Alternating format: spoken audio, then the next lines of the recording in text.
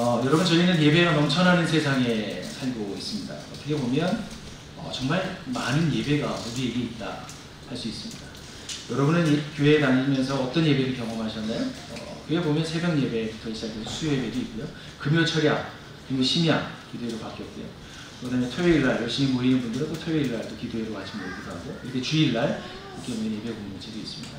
또 어떤 특별한 기간을 정해서 특별 기도회, 아니면 사경회, 부흥회 이렇게 같이 모이는 어떤 공적인 모임을 통해서 함께 예배하는 많은 예배가 우리 한국교회에 있습니다. 또 그것뿐만이 아니더라고요. 개인적으로 드리는, 하나님 앞에 나가드리는 개인의 예배, 묵상의 시간들도 있습니다. 특별히 특별한 날에 좀 정해서 우리 사역자들이나 또 아니면 좀 이렇게 함께하는 리더를 좀 초청해서 드리는 어떤 돌예배도 있지 않습니까? 아이들 돌하는 예배가 있고, 또 어떤 분들은 승진했으니까 안턱 내야 되겠다, 그러면서 승진을 축하하면서 하는 예배도 있는 것 같습니다. 개업 예배도 있더라고요. 개업 예배도 가서 인도해 본 경험이 있는데, 다양한 예배들이 있습니다. 그리고 인생 가장 마지막에 드리는, 우리는 주인공으로 참여할 수 없지만 나를 기억하는 분들이 함께하는 어떤 장례 예배까지 해서 많은 예배가 우리 교회 안에 있습니다. 이렇게 교회에 열심히 모이고 또 예배를 위해서 최선을 다하는 한국교회 모습이 참 싫지 않고요, 참 아름답습니다. 예배를 통해서 많은 변화도 있었죠. 여러분도 아시겠지만 우리 대한민국의 대통령 중에 기독교 장로분들이 두 분이 계셨죠. 그리고 전도사님 출신이라고 해야 될까요? 또 국무총리 되신 분들이 있었고요. 그것뿐만이 아니라 국회와 청와대와 사회 요소에 참 많은 우리 기독교, 즉 예수님을 믿는 사람들이 요직에 들어가서 활동하고 있습니다. 그런데 그 결과를 좀 본다면 한국 사회와 사람들로부터 왠지 기독교가 점점 밖으로 밀려나는 그런 느낌들을 지울 수가 없습니다.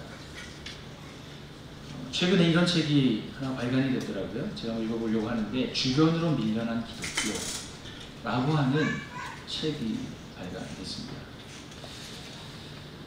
왜 이런 현상들이 점점 일어나는 것일까?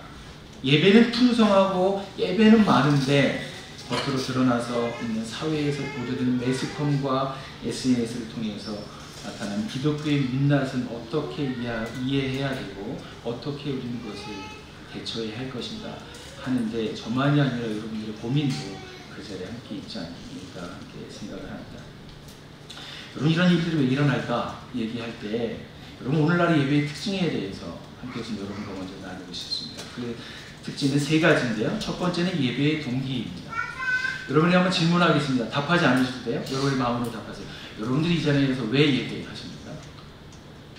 오늘 이 자리에서 여러분들이 함께 찬양하고 같이 기도하고 남양주 가정교회 축하하는 일도 함께 저희가 하고 있는데, 여러분이 이 자리에서 드리는 예배는 어떤 목적을 가지고 이 자리에 오셨습니까? 여러분, 많은 사람들이 이렇게 얘기합니다. 세상 살기가 힘들어요. 열심히 일해도 삶이 나아지지 않습니다. 지금 열심히 일한다고 하지만 갑자기 내 직장이라도 실직한다면 그 앞으로의 미래는 어떡하죠? 라고 하는 그런 불안들이 사람들 가운데 내재되어 있습니다. 그렇기 때문에 사람들은 무엇인가 진짜 든든한 반석 같은 것을 찾는 동기를 갖습니다. 그래서 지성이면 감천이다 하는 마음으로 열심히 믿음을 가지고 신을 감동시키면 내가 원하는 복을 그로부터 받을 수 있을 것이다 라고 하는 확신의 동기를 가지고 어떻게 예배로 나오게 되는 것이죠. 첫 번째 예배의 동기는 그런 의미에서 복을 받는 것이 아닌가 생각을 합니다. 여러분, 두 번째는 예배를 통해서 하는 추구입니다. 그 복을 받는데 겉으로만 복 받는 것이 아니라 우리의 내면이 너무 힘들어요. 우리의 심적인 위로가 필요합니다.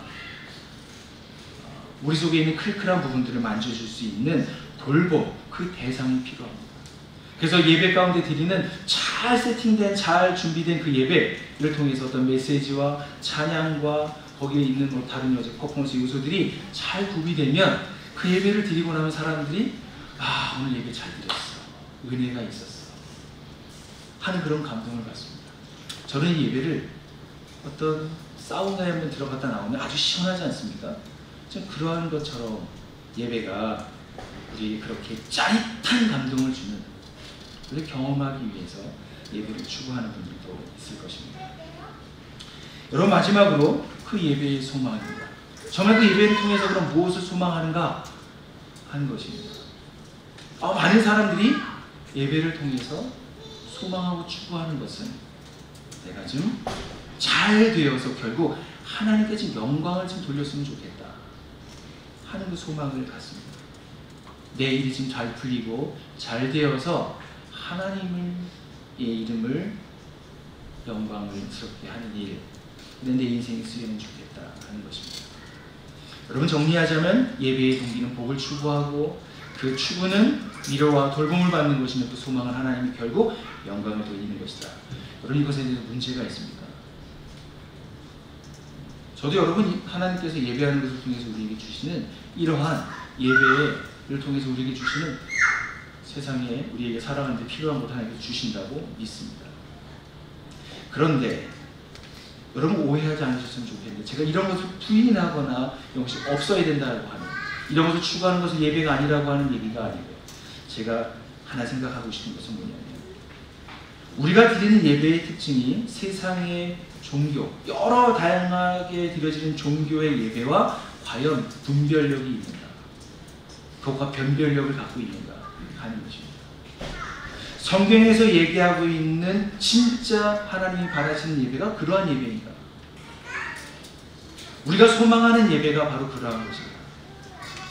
초대교회 데살로니가 교회가 그렇게 종말론적으로 어려움을 당하고 있을 때 그것을 넘어설 수 있었던 비결이 그 예배를 드림으로 인해서 가능했었는가 하는 궁극적인 질문을 갖고 여러분과 함께 말씀을 나누는 것입니다.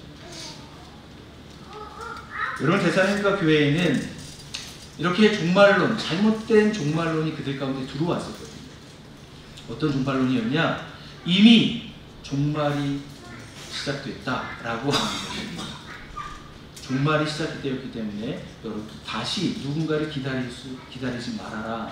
우리가 주장하고 있는 이곳으로 들어와라 하는 것에 메시지를 하고 있는 거짓 선지자들이 있었습니다. 그때 사람들은 불안했습니다. 그래서 사람들이 가지고 있는 첫 번째 특징이 무엇이었냐면, 그것은 바로 뭐냐면 현실 도피적인 믿음을 갖게 됐다고 하는 것입니다. 여러분, 5장 1절에 있는 말씀이 있는데 우리 같이 한번 읽어보도록 하겠습니다. 시작. 형제자매 여러분, 그때와 시기를 두고서는 여러분에게 덧쓸 필요가 없겠습니다. 여러분, 특별히 1절에 얘기하고 있는 그때와 그 시기, 여러분, 그때는 그 다음에 그 시기, 사실 보면 시간을 얘기하는 것 같아서 그 얘기가 그 얘기 같은데 라고 얘기할 수 있습니다.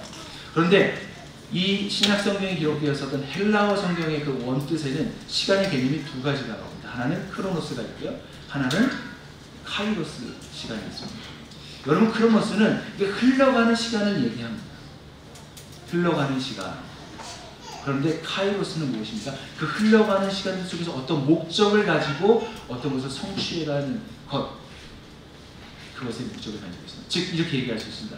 2019년 8월 11일 하루가 이렇게 쭉 지나가고 있습니다. 이것은 크로노스의 시간이라고 얘기할 수 있고요. 그 중에 11시 30분에 나름 양평교회에서 함께 예배 공동체로 드리는 이 모임, 특별하게 이 모임은 우리에게 카이로스의 시간이 되는 것입니다. 흘러가는 시간들 속에서 우리는 중요한 목적을 가지고 이 자리에서 하나님을 예배합니다. 여러분, 데살로니가 교회 성도들이 무엇을 궁금하게 여겼냐면 때와 시기를 알고 싶어 했다라고 하는 것입니다. 여러분, 이것은 매우 심각한 질문이었습니다. 아까 말씀드렸지만 잘못된 종말론, 이미 메시아가 왔다라고 하는 거짓 선지자들의 가르침 때문에 정말 그때가 온 게 맞아요? 라고 시기와 때를 묻는 것은 당연한 것이 아닐 수 없겠죠. 생각해보면 그렇습니다. 여러분, 그런데 사도 바울의 대답은 아주 간단합니다. 그 문제 해결 방법은 날짜와 시간을 그렇게 아는 것은 중요하지 않다 하는 것입니다. 여러분, 사도 바울의 선생님이었었던, 스승이었었던 예수님께서도 동일하게 말씀하셨습니다. 마가복음 13장 32절은 제가 한번 읽겠습니다. 그러나 그 날과 그때는 아무도 모른다. 하늘의 천사들도 모르고 아들도 모르고 오직 아버지만 아신다. 여러분, 이 세상에 있는 많은 사람들이 이 세상의 삶이 퍽퍽하고 어렵고 살아갈 소망이 보이지 않을 때 조금이라도 우리의 미래를 앞서서 볼 수 있는 것에 사람들의 마음은 가게 되어 있습니다. 여러분, 그래서 요즘은 과학이 발달하고 있는데요, 발달한 세상에서도 여러분 그렇게 사주와 점을 치는 곳이 성업하고 있는 것 같습니다. 제가 알기로 연간 2조 원의 수입을 얻는 것이 바로 이 산업이라고 얘기하는 것 같습니다. 현실 도피적인 믿음을 갖게 하는 동인들이 분명히 있고요, 그것에 사람들이 귀를 기울입니다. 여러분, 노스트라다무스라고 하는 어떤 예언자를 아시나요? 그 노스트라다무스가 처음에는 의사였다고 이야기하더라고요. 그 의사가 나중에 백시선이라고 하는 책을 썼는데, 이 책에는 1555년에서부터 3797년이라고 하는, 제가 어제 가보지 않은 일이잖아요. 3797년. 이 시기에서 1555년에서 3799년 이 사이에 어떠한 역사적인 사건과 재난과 큰 일이 있을 것이라고 하는 것을 예언했다라는 책이 있어요. 그 책이 되게 난해하게 기록이 되어 있기 때문에 지금도 그 책을 번역하고 해석하는데 여러 가지 어려움을 겪고 있다는 이야기를 듣습니다. 근데 거기서 조금이라도 뭔가가 나오면 사람들에게 관심을 갖는 것이죠. 여러분, 여호와의 증인 들어보셨죠? 여호와의 증인이, 여러분, 찰스 러셀이라고 하는 사람이 설립을 했는데요, 그는 이야기했습니다. 1874년에 종말이 옵니다. 그리고 여러분, 그 시기가 지났습니다. 그래서 다시 수정했어요. 1914년이 올 것입니다. 그런데 그날이 오기 전에 찰스 러셀이 죽었습니다. 어떻게 돼야 했을까요? 그러면 없어져야 되잖아요.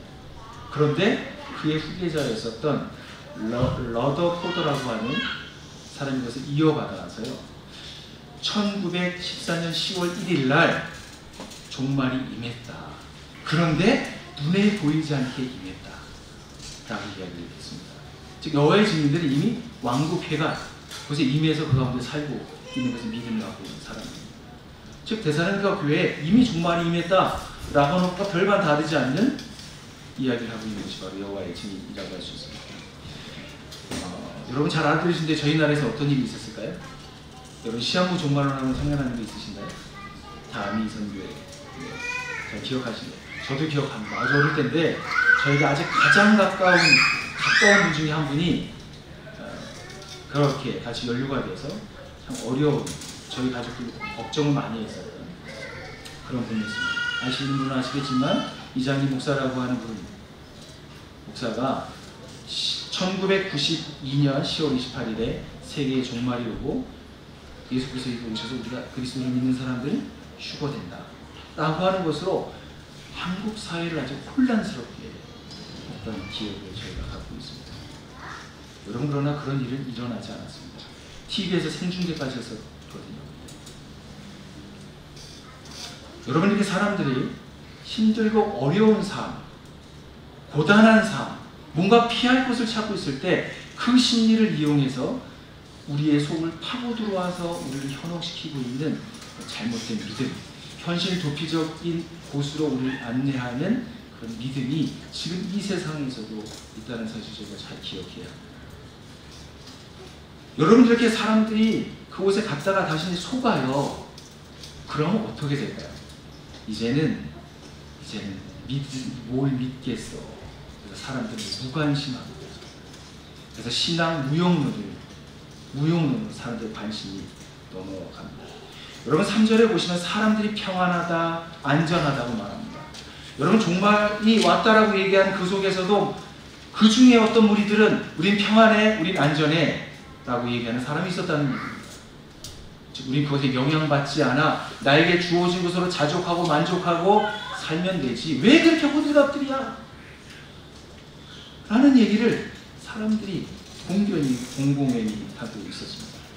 자족하지 못해서 그래, 믿음이 없어서 그래 라고 하면서 자기가 쌓아놨던 것, 자기의 힘, 자기의 인맥 등을 믿으면서 신앙 무용론을 펼치는 것입니다. 특별히 여러분, 현대를 살아가고 있는 우리들의 세대 속에서는 점점 종교에 대해서 무관심한 사람들이 증가하고 있습니다. 과학이 발달하고 있고요. 또 4차 산업이 되고 앞으로 AI 시대가 되면서 점점 천국이다, 내세다 이런 데서 관심이 점점 약해지고 있습니다. 왜냐하면 인간의 필요를 그것들이 대체해주고 있기 때문에 그렇습니다. 지옥, 심판, 하나님 나라 얘기하면 무슨 SF 영화에 나오는 옛날 이야기, 동화처럼 사람들이 비우기도 하는 것이죠. 과학적이지 않아, 현실적이지 않아 하는 이야기들을 저만 듣지 않았을 것 같습니다. 여러분 이처럼 신앙적으로 현실 도피적이고 신앙의 무용론, 즉 무관심한 이 세상의 도전 앞에서 여러분 데살로니가 성도들은 어떻게 응전했는가, 그리고 그 응전 앞에서 그들은 어떻게 소망하는 예배의 공동체로 계속해서 성장했고 지금 우리에게 그렇게 본이 되는 교회로 우리 가운데 보여주고 있는가 하는 것을 여러분과 함께 말씀을 나누고 싶습니다. 첫 번째 그 교회의 특징은 주님의 날이 이미 임했음을 믿는 공동체였습니다. 여러분 2절 말씀을 같이 한번 읽어보겠습니다. 시작. 주님의 날이 밤의 도둑처럼 온다는 것을 여러분은 자세히 알고 있습니다. 여러분 여기 얘기할 때 주님의 날이라고 이야기합니다. The day of Lord 라고 얘기합니다. 주님께서 오시는 날, 이것을 원어 성경에서는 주님의 날 해서 복수가 아니고요 단수로 얘기합니다. 즉 그날, the day라고 얘기하는 것입니다. 즉 하나님께서 완전히 세상을 심판하시겠다고 하셨던 그 날, 이 바로 언제냐? The day of, 그 날을 이야기하는 것입니다. 즉 사도 바울은 처음에 그 데살로니가 교회, 데살로니가 그냥 지역을 방문한 것이죠. 거기서 하나님 나라의 복음을 전할 때 그들에게 그 날에 대해서 복음을 선포했습니다. 여러분 이 이야기는 사도 바울의 이야기만이 아니고요. 그 전 세대에 있었던 아모스 선지자와 요엘 선지자도 그 날에 대해서 말씀했습니다. 제가 한번 읽겠습니다. 너희는 망한다. 주님의 날이 오기를 바라는 자들아, 왜 주님의 날을 사모하느냐? 그 날은 어둡고 빛이라고는 없다. 주님의 날은 어둡고 빛이라고는 없다. 캄캄해서 한 줄기 불빛도 없다. 라고 아모스 선지자가 말씀합니다. 즉 그날은 심판받는 날이라는 것을 아모스 선지자가 정확하게 이야기합니다. 또 요엘 선지자도 마찬가지입니다. 해가 어두워지고 달이 핏빛같이 붉어질 것이다. 끔찍스럽고 크나큰 주의 날이 오기 전에 그런 일이 먼저 일어날 것이다. 그래서 그런 일은 뭐냐면 배교하는 일을 얘기합니다. 주님의 날이 임하기 전에 사람들이 먼저 하나님을 떠나는 일, 배신하는 일, 배교하고 다른 우상에게 가는 일이 먼저 있을 것이라고 말합니다. 그 결과 이 세상은 하나님이 오시면 심판을 받게 되는 것이다 라고 하는 거죠. 여러분 바울은 이 비유를 들어서 이 비유를 얘기할 때 이 주의 날이 어떻게 임하느냐 두 가지를 얘기합니다. 하나는 도둑같이 임한다. 또 하나는 해산하는 여인의 고통처럼 임할 것이다. 이 둘은 같은 것이 있습니다. 공통점인데 하나는 뭐냐면 도둑은 여러분에게 알람을 걸어서 제가 오늘 조재국 형제님의 그 집에 오늘 저녁에 몇 시에 방문할 테니까 그때 좀 자리 비워주세요. 제가 들어갔다 나올게요. 이렇게 얘기하지 않죠. 네? 그럼 도둑이 아니지 않습니까? 네? 손님이죠. 관계가 깊은 사람이겠죠. 도둑은 돌현이 들어가는 것이죠. 여러분 그 만삭된 여인들이 해산의 날을 예정일을 받아놓지만 그러나 그 예정일에 아이가 나옵니까? 아니죠. 아이 마음이죠. 나 나가고 싶어요 하면 아이들이 나오는 거 아닙니까? 엄마를 듣고 아파하면서. 그 두 가지 공통점. 돌연이 온다는 것입니다. 주의 날이 돌연이 온다. 아무도 모르게 온다. 그런데 차이니까. 도둑은 언제 올지 모르지만 해산하는 여인은 그 예정일은 알고 있지 않습니까? 그런데 예정일을 알아도 해산하는 고통은 벗어날 수 없이 그것은 감당해야 한다라고 하는 것에 차이점이 있습니다. 즉 공통점과 차이점이 이 안에 있는 것을 저희가 기억하시면 좋겠습니다. 여러분 다시 정리하면 이 두 가지는 주님이 다시 오실 때 갑자기 돌연히 이 땅에 주님께서 임하겠다고 말씀하셨습니다. 즉 그때와 그 시는 그분만이 알고 계신다라고 하는 것입니다. 여러분 이 말씀 잘 기억하십시오. 이 세상에 있는 많은 거짓 선지자들이 사람들의 그 불안한 심리와 사람들 속에 있는 어쩌할 수 없는 안절부절하는 것에 사람들이 미혹해서 사람들에게 날짜를 알려주고 우리 안에 들어와야 구원받는다 이야기하고 있습니다. 참 안타까운 것은 제가 이 설교를 준비하다가 한 동영상을 하나 봤는데 한국 교회를 대표하는 한기총회에서 일어나고 있는 어떤 한 목회자의 이야기였는데 그분이 이런 얘기였습니다. 대통령 선거를 앞두고 있었습니다. 우리 모두가 하나님 믿는 사람 아닙니까? 그럼 우리가 장로를 밀어야 되지 않겠습니까? 여러분 모두 다 장로에게 투표해야 됩니다. 사람들이 별로 반응이 없었어요. 안 할 거라고요? 투표 안 하면 내가 생명책에서 지워버릴 거야. 참담한 이야기를 하는 것을 보면서 참 마음이 섬뜩했습니다. 여러분 그 사람이 누굽니까? 종인데 주인 행세하고 있습니다. 자기에게 복을 주면 그냥 나가서 무조건 믿고 있는 그런 신앙에서 우리는 똑똑해져야 하고 우리는 성경의 진리를 바로 알아서 그것을 분별하는 베레와 성도와 같이 되어야 합니다.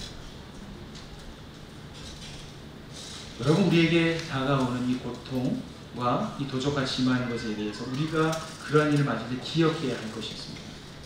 여러분 저를 한번 봐주세요.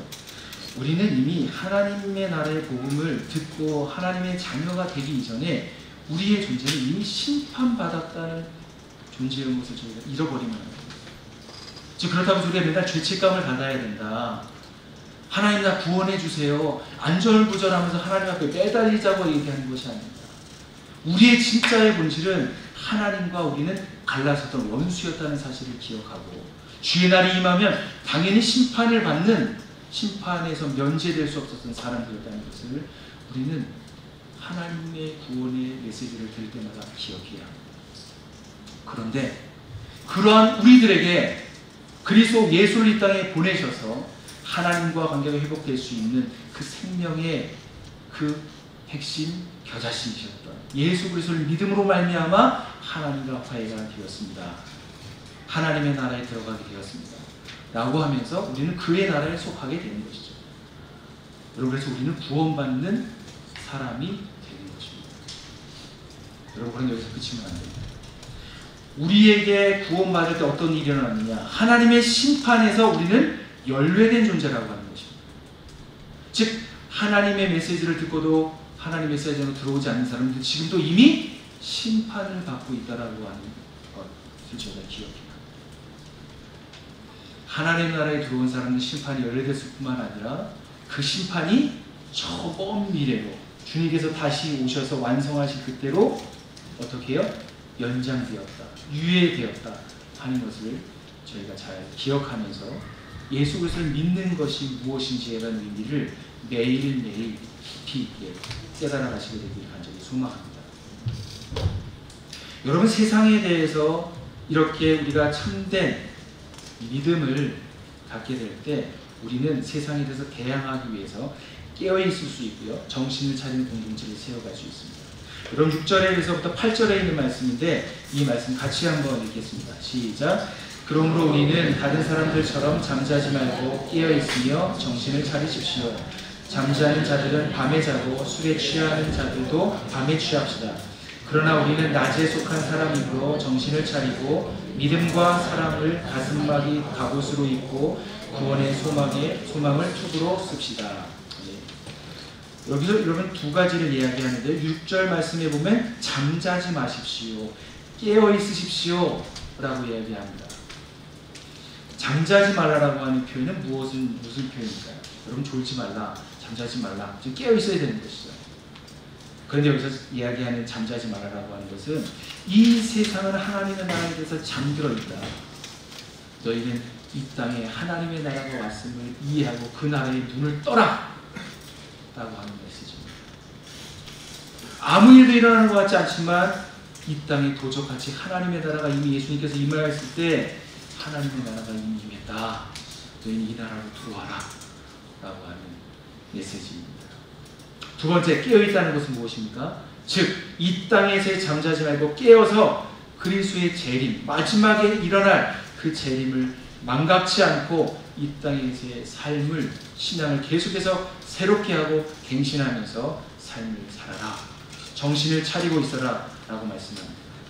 마태복음 24장 41절과 43절에도 예수님께서 이렇게 말씀하셨습니다. 그러므로 깨어있어라. 너희 주님께서 어느 날에 오실지를 알지 못하기 때문이다. 이것을 명심하여라. 집 주인이 도둑이 밤 몇 시에 올지 알고 있으면 그는 깨어있어서 도둑이 집을 뚫고 들어오도록 내버려두지 않았을 것이다. 여러분, 예수님께서 말씀합니다. 깨어있으라. 나는 여기에서 떠난다. 이제 너희들은 깨어있어라. 이 세상이 함몰되고 끝나는 날이 올 것이다 라고 말씀을 하고 있습니다. 여러분, 그런데 깨어있는 사람들의 특징은 오늘 설교 안에 기록해놓은 그림표가 하나 있으시죠? 여러분, 이 그림표를 저와 같이 이렇게 한번 적어보세요. 이렇게 밑에 것만 나오고, 처음에 그림은 이거였습니다. 전체 그림을 보기 전에 처음에 그림은 이것밖에 없습니다. 여러분, 기독교에서 얘기하고 있는 역사관은 무엇이냐면 시작이 있고요, 끝이 있다는 얘기를 합니다. 하나님께서 이 땅에 그의 아들이 임하기 전에 이 땅의 역사는 무엇이었습니까? 이 세대는 악한 세대였고요. 하나님께서 심판받아서 그냥 멸망하고 끝나버릴 수밖에 없었던 세상이라고 하는 것을 기억해야 합니다. 이게 단선적으로 끝나는 세상이었는데 이 세상이 어떻게 됐습니까? 그리스도 예수께서 이 땅에 오시는 날, 예수님께서 이 땅에 오시는 날, 저희가 크리스마스라고 얘기하지 않습니까? 예수님께서 처음 오시는 그 날에 어떻게 위에 있는 선이 있는데, 그것은 바로 하나님의 나라가 이 땅에 임한 것을 상징하는 것입니다. 예수님께서 오시고 하나님의 나라가 임했을 때 우리는 이 땅에 살면서도 하나님의 나라에 함께 살아가는 존재라고 하는 것을 저희가 놓치지 말아야 합니다. 여러분, 이 그림표를 여러분 꺼내놓고 잘 묵상하십시오.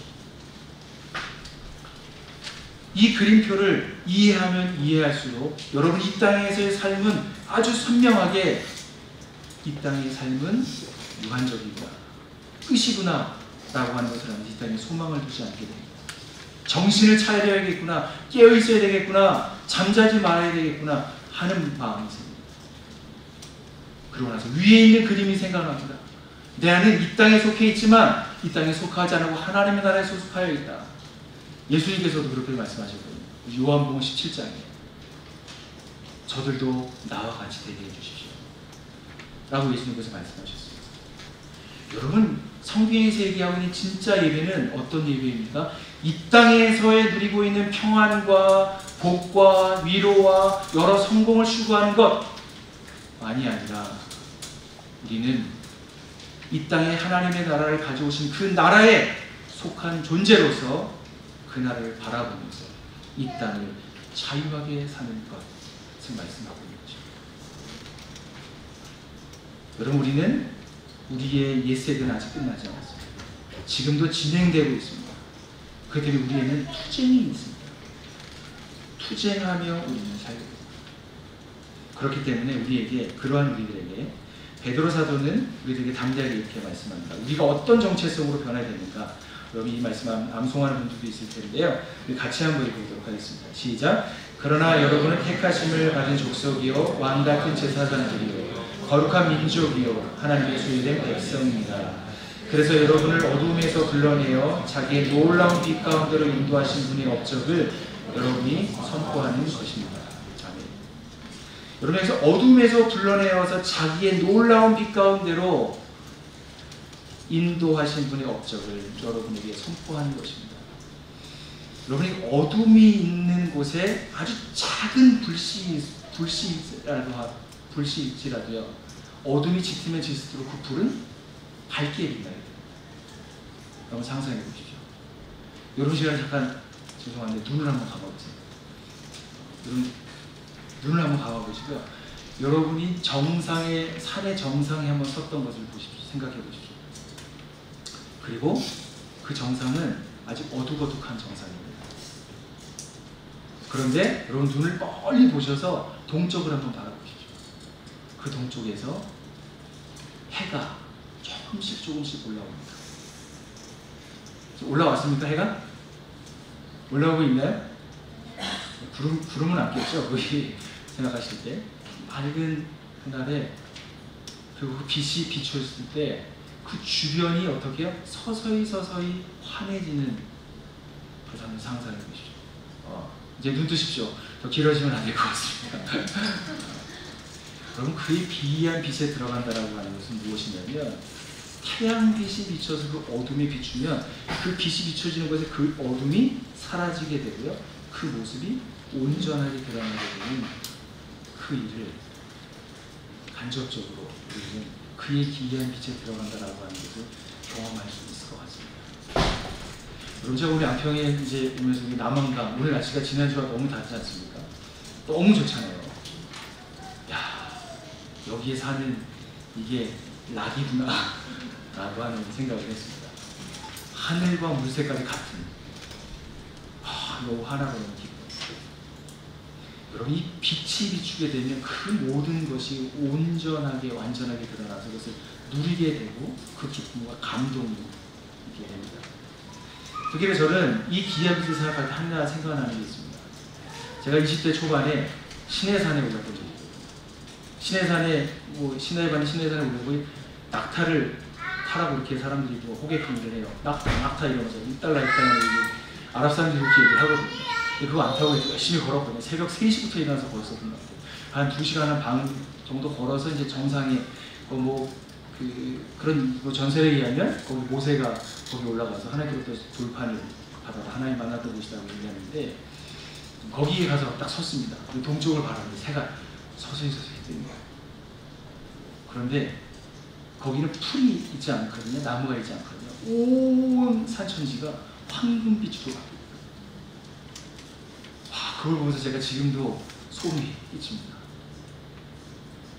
그럼 그의 기이한 빛에 들어가는 백성들, 그의 빛으로 나아가는 사람들에게는 이렇게 우리 속에는 어둠이 떠나가게 될 줄로 믿습니다. 그리고 우리 안에 그의 빛이 들어와서 그 빛으로 말미암아 우리가 하나님의 나라에 소망하는 공동체, 정신을 차리게 되고 깨어있게 되고 잠자지 않는 그러한 공동체로 저희가 함께 거듭나게 된다고 할 수 있습니다. 이러한 일을 경험한 사람들은 그 다음에 마지막에 영적 전투를 기쁨으로 감당하는 공동체로 나아갑니다. 여러분, 저희가 이 마지막에 저희가 이 세상을 살아갈 때 아직 이 세상이, 이 악한 세대가 지금도 공존하고 있거든요. 하나님의 나라와 동시에 가고 있거든요. 어느 날 끝나겠죠. 우리가 끝나겠죠. 근데 아직 끝나지 않았습니다. 근데 우리에게는 무엇이 있습니다? 싸움이 있습니다. 부대낌이 있습니다. 이것은 여러분 당연한 것입니다. 그것은 이상하게 여기지 마십시오. 그렇기 때문에 우리에게는 무장이 필요합니다. 믿음과 사랑의 흉배를 갖는 것입니다. 특별히 로마 시대에는 놋으로 위의 흉배를 만들었다고요. 여러분, 놋이 녹슬지 않지 않습니까? 그런데 무게는 상당합니다. 가끔 식당에 가서 놋 숟가락과 놋 젓가락을 줄 때가 있어요. 그래서 이렇게 젓가락질을 하다 보면 어떻습니까? 저는 여기가 경련이 일어나서 이렇게 굳을 때가 있더라고요. 이 얼마나 무거웠을까. 그런데 놋은 되게 강한 것이죠. 녹슬지 않고 변치 않고 적의 공격으로부터 생명을 지켜내 줄 수 있는 그 흉배를 두르라는데, 그것이 무엇입니까? 믿음과 사랑에 기초한 흉배를 얘기합니다. 기독의 믿음에서 그리스도를 향한 믿음, 그 하나님의 사랑을 받은 것, 그것이 우리에게 믿음의 흉배와 같이 역할을 하는 것을 저희가 기억해야 합니다. 두 번째는 구원의 소망의 투구입니다. 여러분, 열심히 싸우다 보면, 이 투구를 싸우다 보면 회의가 들기도 하고 힘들기도 하고 어렵기도 하고 지금 포기하고 싶은 마음이 생각이 들지 않습니까? 그러나 그럴 때마다 우리에게 지식을 새롭게 해서 구원의 감격을 새롭게 하시는 그 소망, 우리 여기가 끝이 아니야, 다가올 우리에게 주어진 날이 있을 거야 라고 하는 그 소망을 바라보며 인내하며 살게 됩니다. 여러분, 그 힘의 그러나 그 근원은 9절과 10절에 있습니다. 9절과 10절을 마지막으로 같이 한번 읽겠습니다. 시작. 하나님께서는 우리를 진노하심에 이르도록 정하여 놓으신 것이 아니라 우리 주 예수 그리스도로 말미암아 구원을 얻도록 정하여 놓으셨습니다. 그리스도께서는 우리를 위하여 죽으신 것은 우리가 깨어있든지 자고 있든지 그리스도와 함께 살게 하려는 것입니다. 아멘. 9절에 보면 하나님께서 정하여 놓으신 것인데 그 정하여 놓으신 것은 구원을 얻게 하신 것인데 과거입니다. 구원을 얻었다라고 하는 것은 하나님께서 정하여 놓으셨습니다. 그런데 그 구원의 결과가 무엇입니까? 즉 예수 그리스도와 함께 살게 하려는 것입니다. 라고 10절에 이야기하고 있습니다. 여러분, 우리는 이 세상에서 영적 전투를 할 수 있는 의의 흉배와 구원의 투구를 두는 것뿐만 아니라 그것의 기초는 하나님께서 우리를 사랑하셔서 우리를 이미 구원받았고 우리는 그리스도 예수와 이 땅에서 함께 살아가는 것을 통해서 우리는 힘을 얻고 이 영적 전투를 하며 승리하며 살 수 있습니다. 오늘 함께 저희 기뻐하는 시간을 보냈는데요. 수현 형제가 여러분 간증할 때 여러분 어떤 느낌이셨어요? 수현 형제가 처음에 나중에 양평교회 왔을 땐 되게 경직되어 있었는데 가정교회로 들어가고 났더니 사람이 되게 자연스러워졌어요. 여기서 앞에서 얘기할 때 막 표현도 되게 자연스럽고 너무 모습이 좋았어요. 아, 가정교회가 좋긴 좋은가 보다 라고 하는 얘기도 있습니다. 여러분, 가정교회는 어떤 곳입니까? 가정교회는 우리의 영적 전투를 함께 하겠다고 결단한 사람들이 모여있는 곳이에요.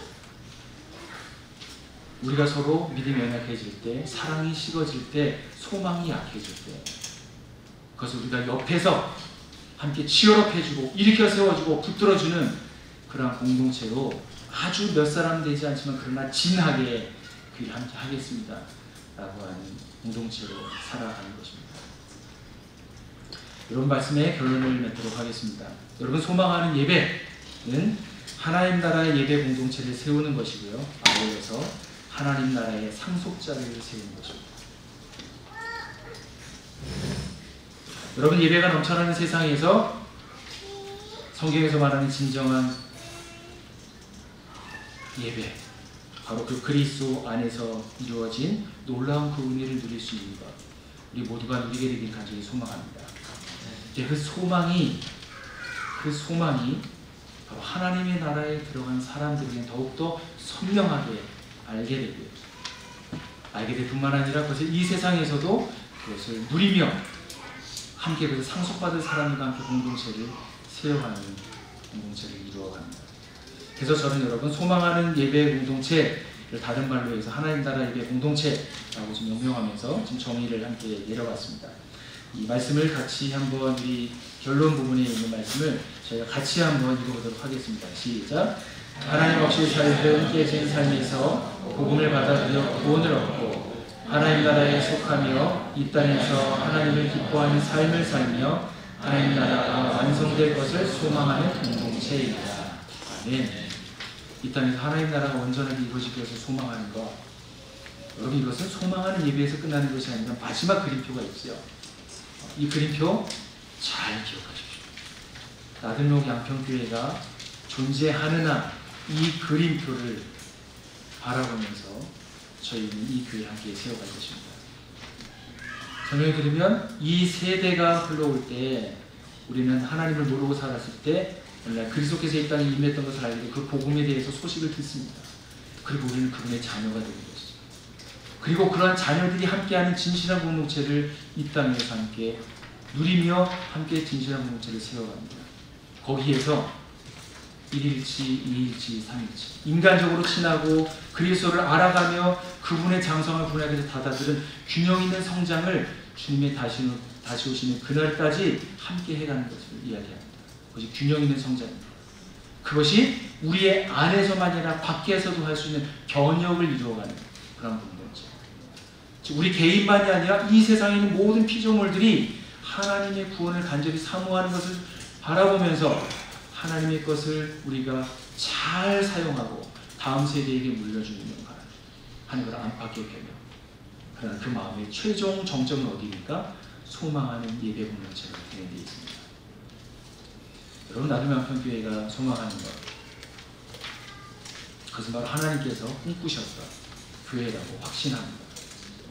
그 교회를 우리 양평교회에서, 양평 지역에서 잘 세워서 이 지역에 있는 사람들에게 온전하게 하나님의 나라를 드러내고 소망하는 예배 공동체로 어서 들어오십시오 라고 하는 초청하는 하나님 안평교회 가족이 되시길 간절히 소망합니다. 저희는 같이 1분간 침묵하도록 하겠습니다.